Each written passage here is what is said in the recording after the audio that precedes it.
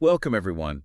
We have assembled a really comprehensive collection of sources today, and they detail a life that, well, it serves as a powerful and, frankly, a heartbreaking examination of early fame in America. It does. We are focusing on the story of Dana Plato, who was, for millions of people, the absolute picture of wholesome 1980s television as Kimberly Drummond on Diff'rent Strokes. And this is an intensely sensitive topic, so our commitment here is to structure this material chronologically and, as impartially as we can. Right. We are not just recounting a biography, we're trying to analyze the profound chasm that existed between her very successful public persona and the intense private turmoil that followed.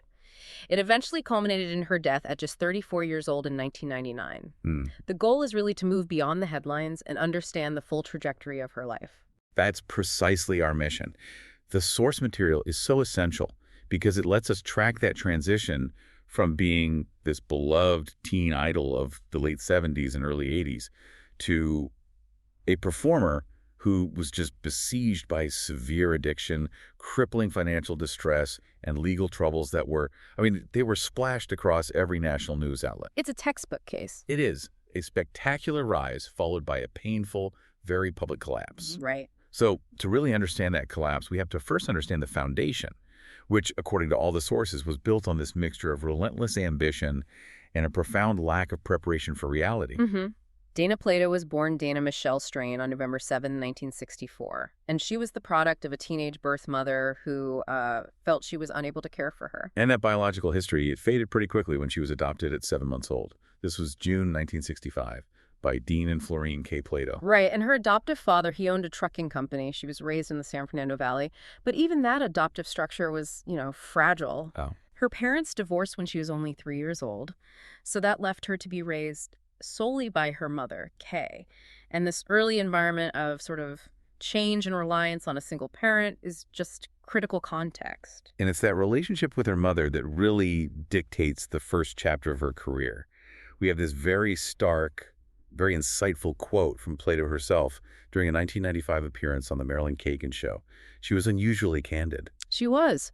She was speaking alongside her co-star, Todd Bridges, and she stated it very clearly. She said, "My mother made sure that I was normal. The only thing that she did, the mistake she made, was that she kept me in a plastic bubble, so I didn't learn about reality and life skills." That statement right there. That's that. That is the key to unlocking the rest of this entire narrative. It really is. It suggests an environment that was engineered for success and performance, but was catastrophically ill-equipped for navigating the real world. It's more than just a passing quote. It feels like a self-diagnosis. Her mother's intention, as Plato explained it, was to stop her from becoming a prima donna, which is probably a common concern for parents of child stars. Sure. But the effect of this intense protection, this plastic bubble, it was twofold. You get incredible professional discipline, but it's coupled with this profound personal naivety. And the professional discipline was undeniable. I mean, the sources, they paint a picture of relentless activity from a very, very young age. By the time she was 7, Dana Plato had already appeared in over 100 television commercials. 100 at 7 years old. Yeah. Just think about the focus, the memory, the capacity to perform under direction that requires of a small child. And it wasn't just acting. The sources really emphasize her commitment to figure skating. She was an accomplished athlete who trained with the specific goal of getting a spot on the Olympic team. That kind of training schedule, it rivals professional acting demands. It really illustrates an inherent talent and a willingness to commit to these high-pressure, high-discipline performance arenas long before a sitcom ever came calling. Exactly. The transition from intense athletic training to intense acting, it required the same level of focus. Her formal acting career, it started quickly. She made her television debut at the age of 10, appearing on the iconic ABC series The $6 Million Man in 1975. And film followed right behind that.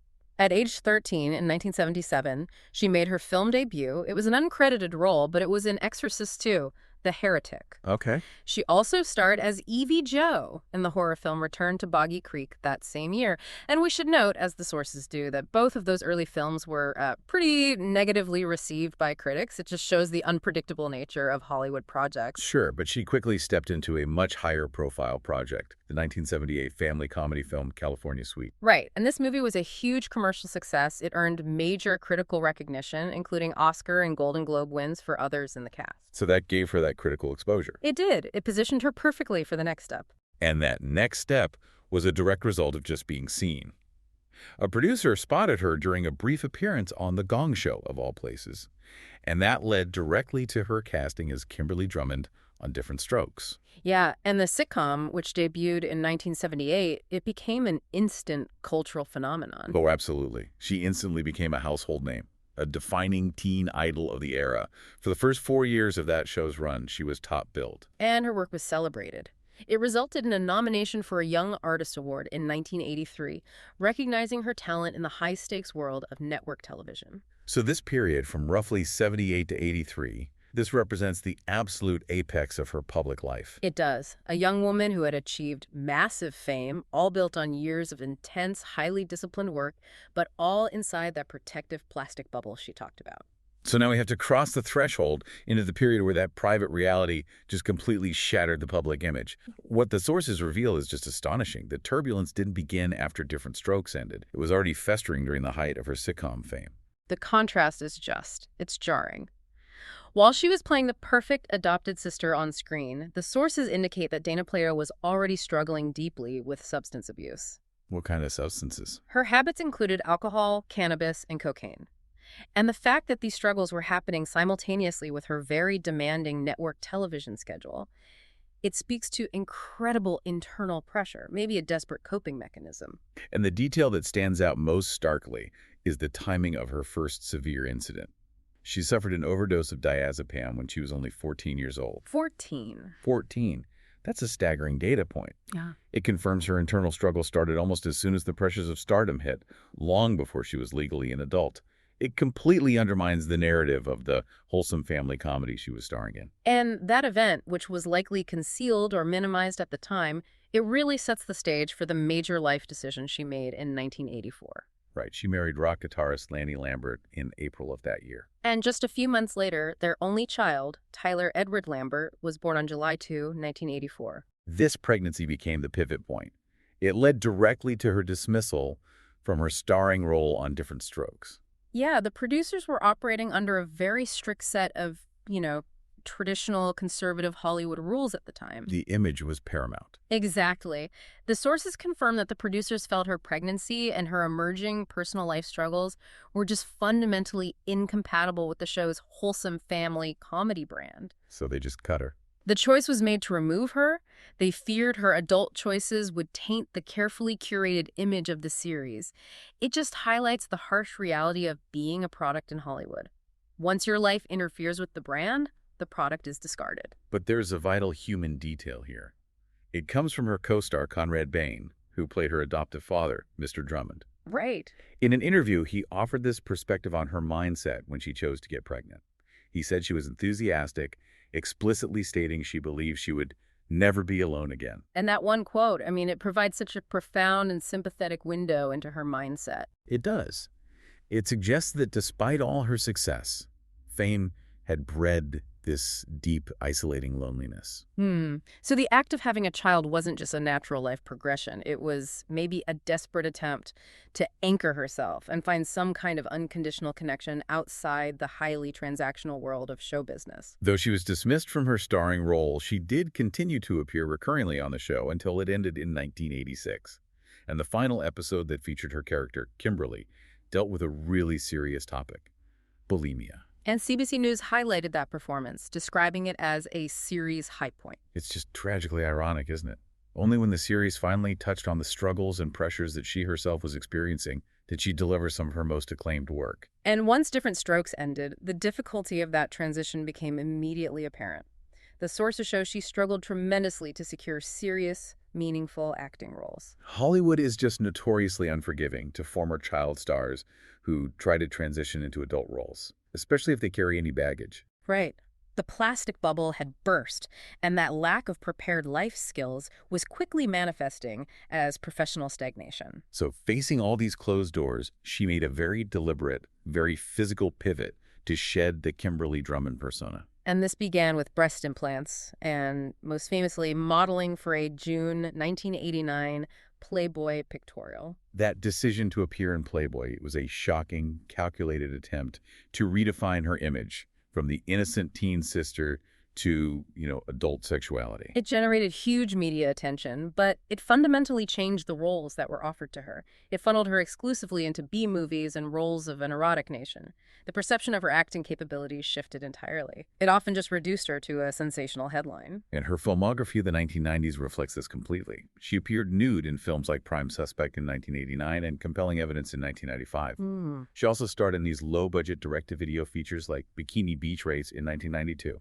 The roles were clearly just an effort to keep working, regardless of the quality of the project. And then we also see this cynical exploitation of her past fame in her 1998 softcore erotic drama. The film was titled Diff'rent Strokes, the story of Jack and Jill. They changed the title on purpose. They did. The sources confirmed the title was explicitly altered after filming to capitalize on the controversy and create a recognizable, if distasteful, link back to her sitcom history. That was the ultimate sign of her struggle for relevance. Her past success was literally being used against her in her adult career. Right.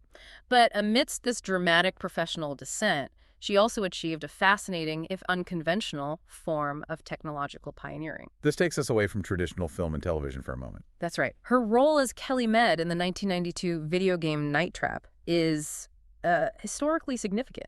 She became one of the first established celebrities to appear in a video game that used live actors. Okay, so the game came out in 92, but when was it filmed? The sources specify all the footage was actually shot way back in 1987. Rob Fulop, one of the game's designers, mentioned that Plato was fully engaged in the project, though she did acknowledge it was a step down from network TV. And the significance here goes way beyond just her participation. Night Trap was one of the first games to integrate full-motion video using actors, but it gained massive notoriety upon its release. Oh, the controversy was fierce. It was accused of promoting violence against women and overt sexuality, which led to this widespread moral panic and eventually a congressional hearing. Yeah. This furor, coupled with the contemporary controversy around Mortal Kombat, was the direct catalyst for the creation of the Entertainment Software Rating Board, the ESRB. So she inadvertently helped create the video game rating system. In a way, yes. Here she was, years after her sitcom peak, playing a leading role in a production that inadvertently catalyzed the entire video game industry's self-regulation system. It's a very unlikely footnote in the history of media. It speaks volumes that her greatest impact in the 1990s was through a controversial, low-budget, innovative video game rather than mainstream Hollywood films. Yeah. Her career was just a series of extreme, high-profile gambles, and none of them managed to pull her out of the growing personal and financial hole she was in. And the sources now take us into that period of catastrophic personal collapse in the late 80s and early 90s. This is where the lack of those life skills she mentioned really manifests in the most devastating fashion. The personal losses, they just piled up in early 1988. It created this environment of profound vulnerability. It really did. She separated from her husband, Lanny Lambert, and in the very same week, her mother, Kay Plato, died of scleroderma. Losing her mother. She had been her sole parent and manager since she was a child. That severed her last remaining foundational support structure. Exactly. And in that state of grief and extreme instability, she made a decision that sealed her financial fate. She signed over power of attorney to an accountant. And that accountant vanished. Vanished with the vast majority of her money. The financial betrayal was absolute. She was left with less than $150,000. Which, to put that into perspective, the source's estimate would be equivalent to about $410,232 today. Which is not poverty, but it's a pittance compared to the millions a successful sitcom star should have amassed. And crucially, she later claimed this accountant, who was never found or prosecuted, had stolen over $11 million from other clients as well. This event is the perfect, tragic culmination of that plastic bubble upbringing. She was trained to perform, to be disciplined, but she utterly failed in protecting herself from financial predation because she lacked the necessary life skills and cynicism to navigate adult professional relationships without her mother's oversight. The loss of her earnings meant the loss of her identity, her security. And that financial devastation was quickly followed by the emotional devastation of losing her son. In March 1990, during her divorce, she lost custody of Tyler to his father, Lanny Lambert. She was only granted visitation rights. This cut directly at that deep-seated fear of isolation she had articulated to Conrad Bain years earlier, the fear of being alone. She had tried to create an anchor with her son, and now that anchor was largely removed. And the sources detail her, and the incident is just legendary in the history of troubled celebrity scandals because of how quickly and absurdly it imploded. She demanded money while brandishing a pellet gun. A pellet gun. And the clerk, understandably, recognized her instantly. He called 911 and delivered one of the most famous reports in celebrity crime history. He said, "I've just been robbed by the girl who played Kimberly on Diff'rent Strokes." That quote just perfectly encapsulates the sheer impossibility of her situation. She couldn't even commit a small, desperate crime anonymously. No, and the theft itself was minuscule, only $164, which the sources indicate is about $387 in today's money. And the arrest was immediate and almost self-inflicted. Approximately 15 minutes after leaving the store, she came back. She returned to the scene of the crime and was arrested. The sheer panic and disorganization of the act suggests a moment of profound psychological crisis rather than a calculated crime. Entertainer Wayne Newton, in a gesture of sympathy, posted her $13,000 bail. For the robbery, she received a sentence of 5 years probation. But that downward cycle of addiction continued, making adherence to probation nearly impossible. Her inability to maintain sobriety led to her second arrest shortly thereafter, in January of 1992. What was this one for? This time she was arrested for forging a prescription for diazepam. So a clear violation of her probation. A very clear violation. She was incarcerated, serving 30 days in jail, and immediately upon release, the sources indicate she entered a drug rehabilitation program, signaling the seriousness of her addiction struggles even after the devastating public humiliation of the robbery. And throughout all this legal and financial turbulence, her personal relationships remained unstable. The sources mention brief engagements, including one to a filmmaker named Fred Potts. And later, she married an actor, Scott Adkins, also known as Scotty Gelt, in 1996, but that marriage was annulled after only 1 month. So at the time of her death, she was engaged to Robert Menchaca, the man who was traveling with her. Right. It just highlights this recurring theme of seeking connection and stability that perpetually eluded her. The narrative just accelerates dramatically as we move into May 1999. The events of her final 48 hours are intensely documented and highly contentious. And they begin with her return to the national spotlight, albeit a controversial one. On May 7th, 1999, Dana Plato appeared on The Howard Stern Show. And this interview was a flashpoint. It was a live, public confrontation between her past celebrity and her current brutal reality. She was surprisingly open, discussing her financial problems, the devastating theft by the accountant, her past legal troubles. And she claimed to be a recovering addict. She did. She insisted she had been completely sober for over 10 years, stating she was only using prescribed painkillers following a wisdom tooth extraction. But the environment of that show was immediately hostile and deeply damaging. Many of the callers openly insulted her, mercilessly questioning her claims of sobriety and financial management. And this public psychological pressure, it clearly provoked her anger. She reacted defensively, defiantly offering to take a drug test right there on the air to prove her sobriety. The dynamic of that conversation was chaotic and, given the outcome, deeply disturbing. While some callers and Stern himself offered a semblance of defense, Stern also made these highly controversial statements. Like referring to himself as an enabler. And making the extraordinarily crass move of sarcastically offering her drugs on air. This interaction was just a televised humiliation, a former idol being interrogated and insulted by the very public that once adored her. It was. And though she gave a hair sample for the proposed drug test during the interview, the sources add a final, strange note. Stern later claimed that after the interview concluded, she asked for the hair sample that had been cut for the test to be returned to her. So regardless of the outcome of that test, the emotional toll of that appearance was immediate and profound. It was. The very next day, May 8th, 1999, she died. Plato and Menchaca were traveling back to California and had stopped in Moore, Oklahoma at the home of Menchaca's mother for a Mother's Day visit. She reported feeling unwell that day and went to lie down in the Winnebago RV that was parked outside. And it was there that she ingested a combination of prescription medications. Specifically, she took multiple doses of 2 different drugs. The first was hydrocodone-acetaminophen, commonly known by the brand name Lortab, which is a powerful opioid painkiller. Okay. The second was the muscle relaxant carisoprodol, commonly known as soma. And we have to pause here to examine this specific drug combination because the sources are very clear about the extreme danger involved. Extremely. The combination of an opioid painkiller like hydrocodone and a central nervous system depressant like carisoprodol is incredibly hazardous. Why is that? When these two substances are taken together, even in therapeutic doses, the drug interaction is severe. It results in the synergistic depression of the central nervous system. Meaning they amplify each other. Exactly. The source material warns explicitly that this cocktail dramatically increases the risk of profound sedation, severe respiratory distress, coma, and rapid death. And for an individual with a history of substance abuse, the risk is exponentially compounded. When Shaka and his family discovered she had died in her sleep inside the RV, she was only 34 years old. The initial assumption was naturally an accidental overdose. However, following the toxicology report and further investigation, the medical examiner ultimately ruled her death a suicide.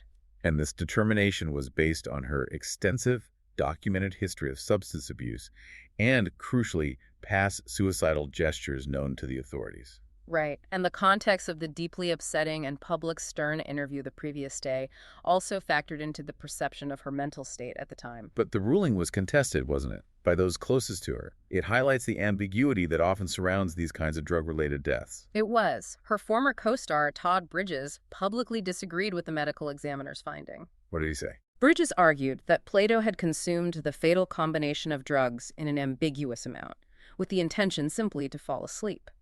He suggested she was seeking deep rest to escape the intense humiliation and stress of the day before, rather than intending to take her own life. So, regardless of the legal finality of the suicide ruling, the pain and despair that led to her consuming that toxic cocktail, that remains the central, devastating fact of her final hours. It does. Her body was later cremated, and her ashes were scattered over the Pacific Ocean. Dana Plato's death, tragically, was not an isolated event. It instantly propelled her to the center of this profound national debate surrounding the fate of troubled child stars. Her story, coupled with the highly publicized struggles of her Diff'rent Strokes co-stars, Todd Bridges and Gary Coleman, it solidified the media narrative known as the curse of Diff'rent Strokes. Right. Their combined difficulties became this stark illustration of the systemic failures of the Hollywood machine to protect and prepare young performers for life after fame. Her death elevated her from a struggling actress to a cautionary tale about the unique psychological and financial vulnerabilities of child performers. And her life after the show became the subject of intense media focus, reflecting the public's sort of morbid fascination with the destruction of youthful innocence. In 2000, just a year after her death, Fox broadcast a television movie called After Diff'rent Strokes, When the Laughter Stopped. And that program specifically detailed her trajectory following the sitcom's cancellation and her final fatal day. And then years later, in 2006, NBC revisited the narrative with Behind the Camera, the unauthorized story of Diff'rent Strokes. Right, and the sources highlight a really profoundly moving moment at the conclusion of that film, where Bridges and Coleman are shown standing near Plato's grave, acknowledging the shared path of hardship and the tragic circumstances that bound them together beyond the sitcom set. And most tragically, the generational cycle of pain did not end with Dana Plato's death. We have to address the information regarding the second tragedy involving her son, Tyler Edward Lambert. This is perhaps the most devastating chapter of the entire story. Tyler Edward Lambert died by suicide on May 6, 2010. He was 25 years old. 25. The cause of death was a gunshot wound to the head, and this occurred just 2 days before what would have been the 11th anniversary of his mother's death. Sources close to Tyler confirmed that he had struggled profoundly to process and cope with his mother's death and the massive public scrutiny surrounding it. They explicitly stated that the Mother's Day holiday in particular was always an extremely difficult and painful time for him, suggesting that the public tragedy of his mother created a legacy of trauma that he was ultimately unable to escape. The sources, by linking these two deaths, they really emphasize the intense, long-lasting consequences of early trauma, addiction, and public tragedy. It speaks to how the emotional and psychological environment created by early fame and collapse can just haunt the next generation. Despite the immense difficulties and the highly publicized downfall, the sources do confirm that those who knew Dana Plato well still held on to the memory of the woman beneath the crisis. Yeah, Todd Bridges, who shared so many unique challenges with her, he offered a powerful and sympathetic remembrance on Twitter on what would have been her 55th birthday, November 7, 2019. The tribute read, "You were the one person I could always talk to. You were one of my best friends. I will never forget you and love you forever. Happy birthday, Dana Plato, R.I.P. You are free, my friend." It's a compassionate final word. It acknowledges the deep bonds forged under the extreme pressure of child stardom and the genuine connection she was always seeking. So what we've analyzed across these sources is the highly detailed, complex narrative of Dana Plato's life. A life built in a plastic bubble, catapulted into instant celebrity, then left completely exposed when the financial and family infrastructure dissolved. The journey from teen idol to video store robber to the final fatal consumption of pharmaceuticals, it highlights a series of systemic failures. This is more than a cautionary tale. It is an analytical look at the overwhelming pressures placed on young performers.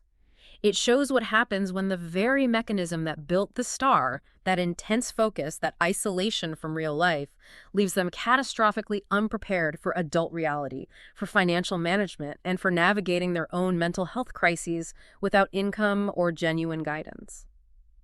It forces us to reflect on the economic and psychological vulnerability of child actors, especially as they try to transition into adulthood after that initial wave of fame passes. Oh. Her mother's effort to keep her in that plastic bubble, it might have ensured her success as Kimberly Drummond, but it unintentionally created a perfect storm. It prepared her for the massive performance demands of celebrity while leaving her completely defenseless against the harsh realities of being an adult without the income, the management, or the life skills to sustain herself. Yeah. Thanks for listening.